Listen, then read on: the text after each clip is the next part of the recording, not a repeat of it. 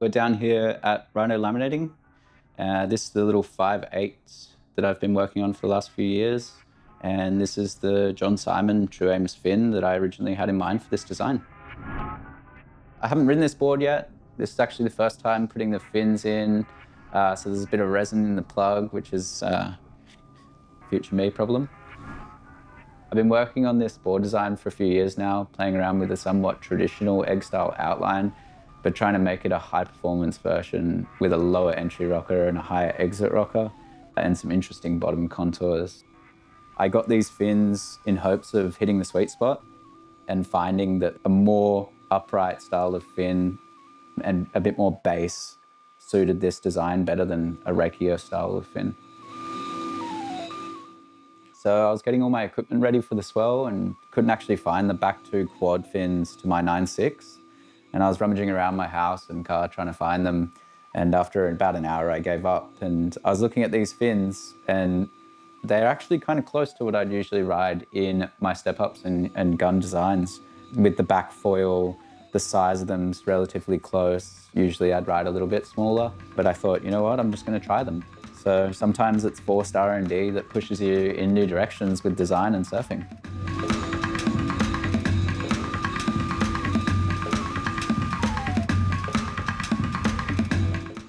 That first wave, I was still paddling out and I was kind of on the shoulder, but I saw it go past everyone and I thought I may as well do an equipment check now.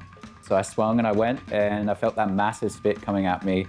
Yeah, it was just a quick in and out, but after that wave, I sort of was confident in the fins and I was already confident in the board. So I thought I may as well try and get in the spot and yeah, get a good one.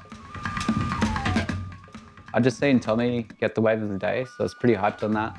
After that, the energy in the lineup was really good, and just knowing that you don't get the opportunity to get those sort of waves often around here, and when you do, it's pretty special and you just got to make the most of it. I think after the second wave, the connection between the board and the fins started to feel really exciting. And for what was just a last minute, like, oh, I'll chuck these fins in hoping that they would work, became a bit of a gotcha moment. They felt fast, responsive, and felt like they had minimal drag, which is, in those types of boards, exactly what you want.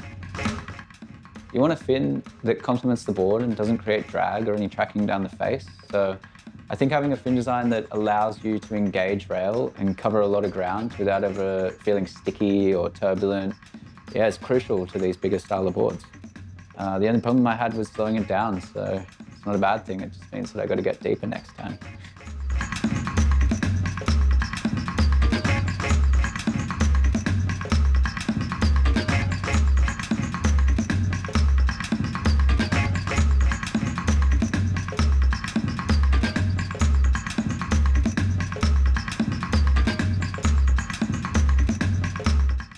They're probably a little bit bigger than I'd usually ride in a board over 9 foot, but the more bassy upright style of them mixed in with having a tail rocker close to 4 inches, I think is the perfect match.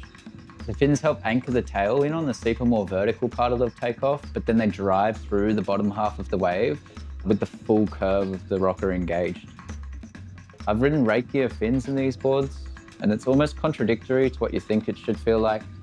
And it's sometimes where you run into problems with the tip of the fin loading up or like sort of springing you in the wrong direction.